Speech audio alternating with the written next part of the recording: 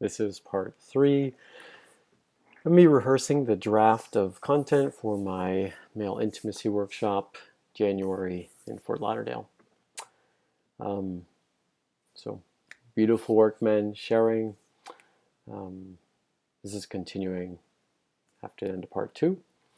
I would have acknowledged men as they went around sharing their answers. And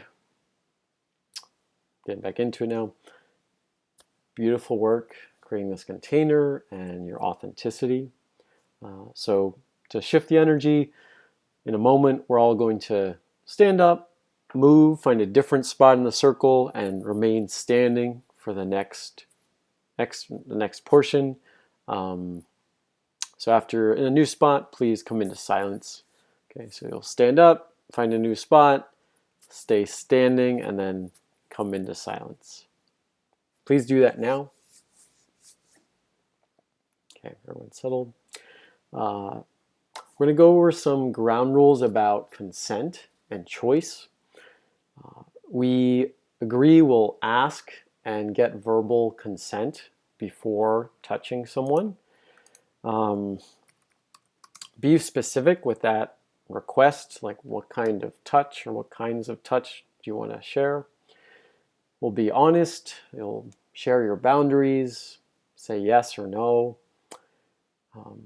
This is incredibly important for safety. This atmosphere is new for many men. Many of you are new to each other. You've just met. Some of us have experienced trauma or abuse.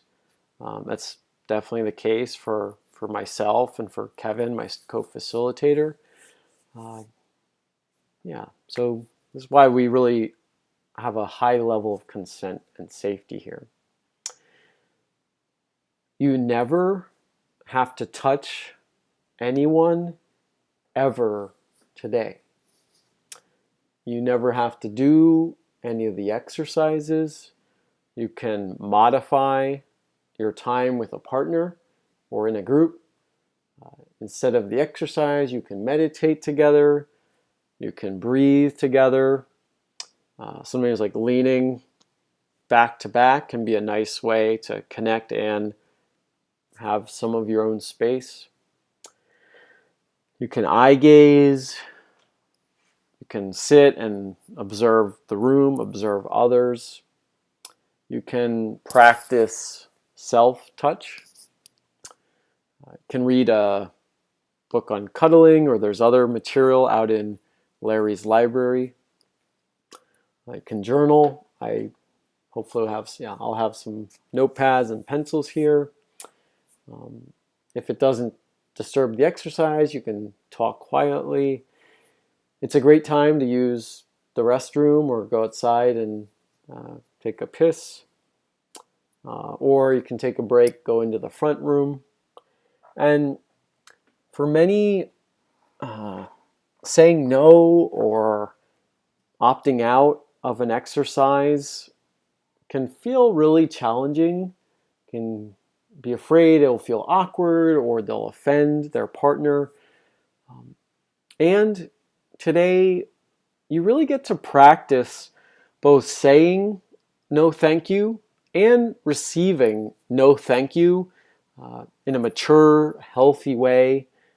There are many reasons for someone saying no thank you. Could have trauma. You might remind them of someone negative in their past. They could be overstimulated, just need a break.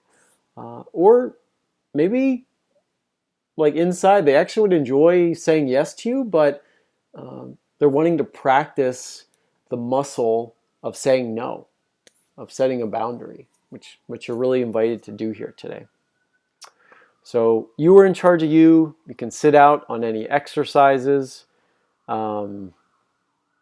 take a break, and myself, Kevin, Larry, and the other 2 assistants are really here and happy to sit with you, to support you, to listen to you. If you want some support, either in this main workshop room or outside or in the front room. Okay. And you can also leave the workshop at any time.